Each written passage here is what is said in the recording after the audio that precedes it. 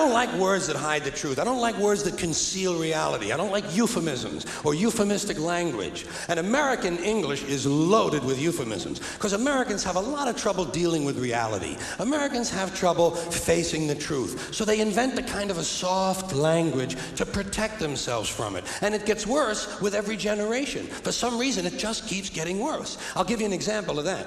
There's a condition in combat, most people know about it. It's when a fighting person's nervous system has been stressed to its absolute peak and maximum, can't take any more input. The nervous system has either snapped or is about to snap. In the First World War, that condition was called shell shock. Simple, honest, direct language, 2 syllables, shell shock. Almost sounds like the guns themselves. That was 70 years ago. Then a whole generation went by, and the Second World War came along, and the very same combat condition was called battle fatigue. 4 syllables now. Takes a little longer to say. Doesn't seem to hurt as much. Fatigue is a nicer word than shock. Shell shock. Battle fatigue. Then we had the war in Korea, 1950. Madison Avenue was riding high by that time, and the very same combat condition was called operational exhaustion. Hey, we're up to 8 syllables now. And the humanity has been squeezed completely out of the phrase. It's totally sterile now. Operational exhaustion. Sounds like something that might happen to your car.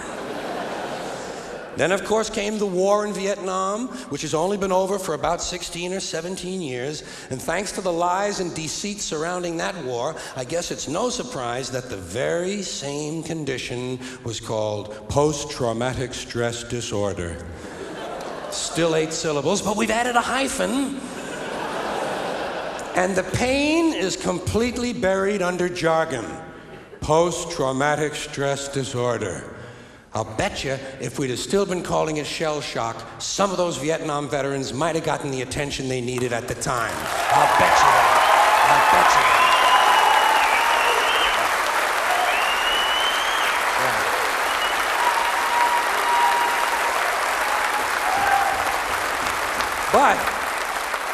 But it didn't happen. And one of the reasons is because we were using that soft language, that language that takes the life out of life. And it is a function of time. It does keep getting worse. Give you another example. Sometime during my life, toilet paper became bathroom tissue.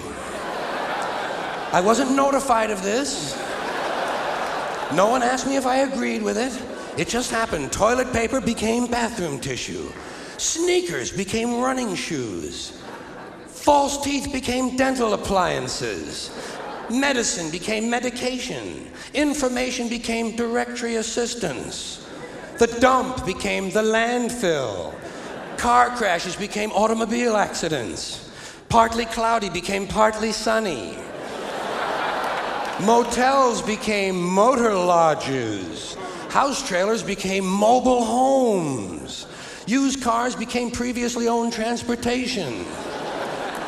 Room service became guest room dining. And constipation became occasional irregularity. When I was a little kid, if I got sick, they wanted me to go to the hospital and see the doctor. Now they want me to go to a health maintenance organization or a wellness center to consult a healthcare delivery professional. Poor people used to live in slums. Now the economically disadvantaged occupy substandard housing in the inner cities. And they're broke. They're broke. They don't have a negative cash flow position. They're fucking broke. Because a lot of them were fired. You know, fired. Management wanted to curtail redundancies in the human resources area.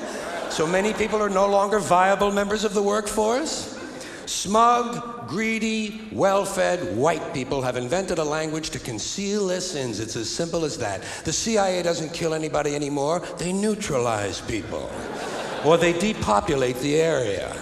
The government doesn't lie. It engages in disinformation. The Pentagon actually measures nuclear radiation in something they call sunshine units. Israeli murderers are called commandos. Arab commandos are called terrorists. Contra killers are called freedom fighters. Well, if crime fighters fight crime and firefighters fight fire, what do freedom fighters fight? They never mention that part of it to us, do they? Never mention that part of it.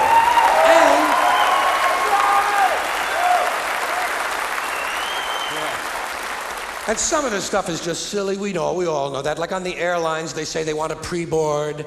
Well, what the hell is pre-board? What does that mean? To get on before you get on?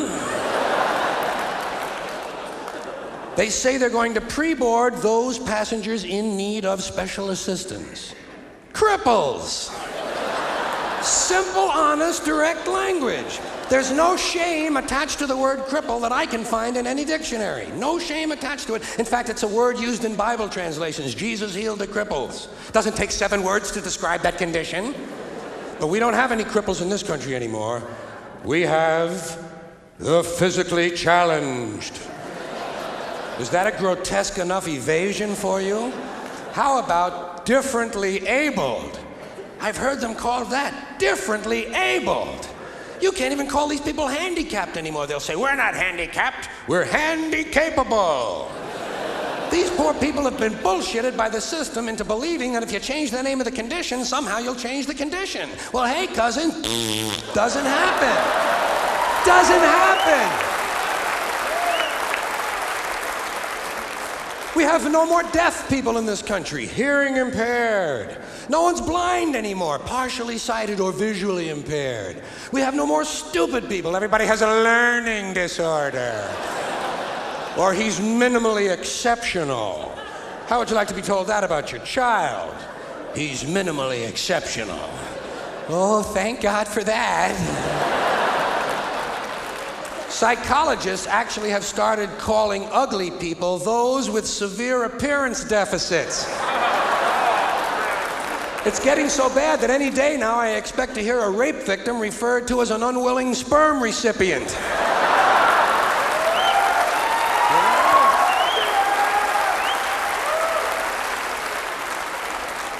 And we have no more old people in this country. No more old people. We shipped them all away, and we brought in these senior citizens.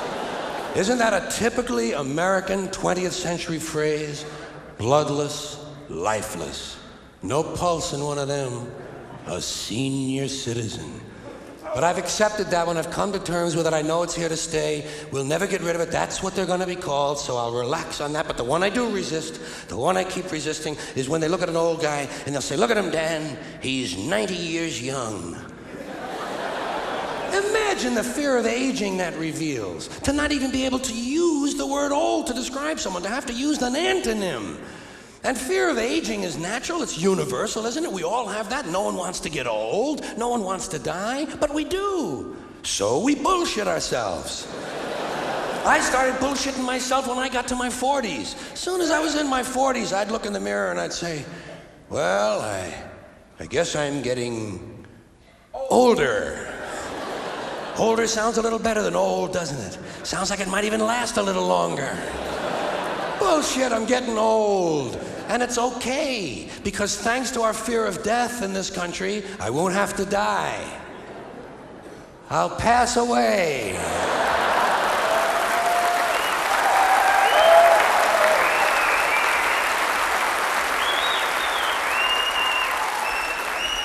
Or I'll expire like a magazine subscription.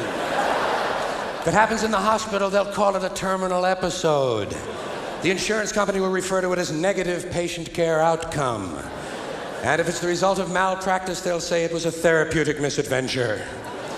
I'm telling you, some of this language makes me want to vomit. Well, maybe not vomit. Makes me want to engage in an involuntary personal protein spill. Thank you all.